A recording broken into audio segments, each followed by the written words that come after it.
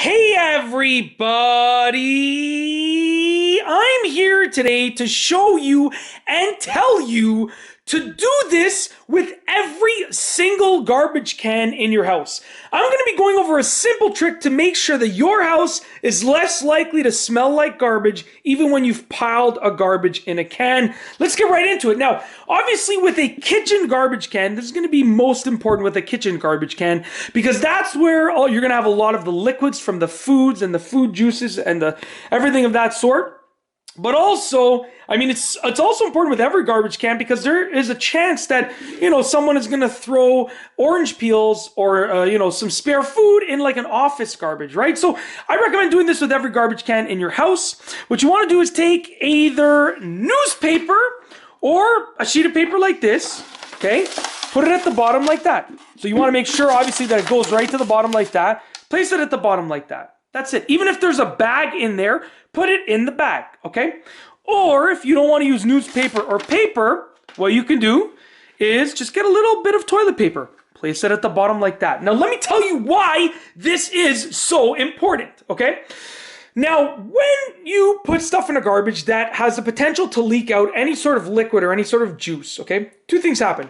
Number one, if you don't have a bag in there, that liquid and the juice gets on the garbage can and it can really cake on there and it just gets really nasty.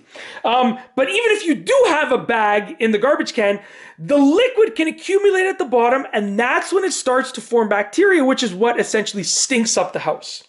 By doing this, all of the liquid that would regularly be at the bottom of the garbage can, even if it's in a bag, all of the liquid is going to accumulate inside of the toilet paper or inside of the sheet of paper or inside of the sheet of newspaper, okay? Sometimes you get those flyers from those stores and you're not going to use those flyers. You're not going to shop there. Keep those, put one in every garbage can, at the bottom of every garbage can, whether you use a bag or not. Because then if there's liquid, then it's not going to be as likely to stink up the house. If you leave it for long enough, yes, it's still going to smell up the house. But it's not as likely to form that certain type of bacteria that ends up stinking up the house.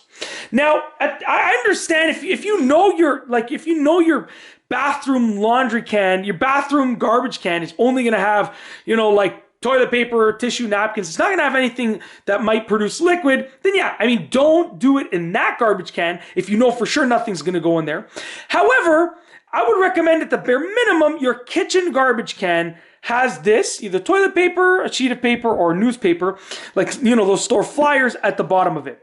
It's going to absorb the liquid, which we all know with kitchen garbage cans, that liquid, when you get all those fruits and all those meats and all that stuff together, can really start to stink up the kitchen and the house. Like literally you can leave for work one day, the bacteria can form at the bottom of the garbage can, you come home and it reeks. You left for work, it smelled fine, you came home, it reeked. And I'm trying to save you from that. So simply put something that will absorb those liquids at the bottom of every garbage can. It's a simple life hack, it's an easy life hack, and I really hope that you've enjoyed this video life hack tutorial.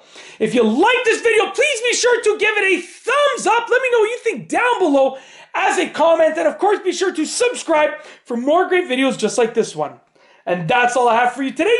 Thanks for watching.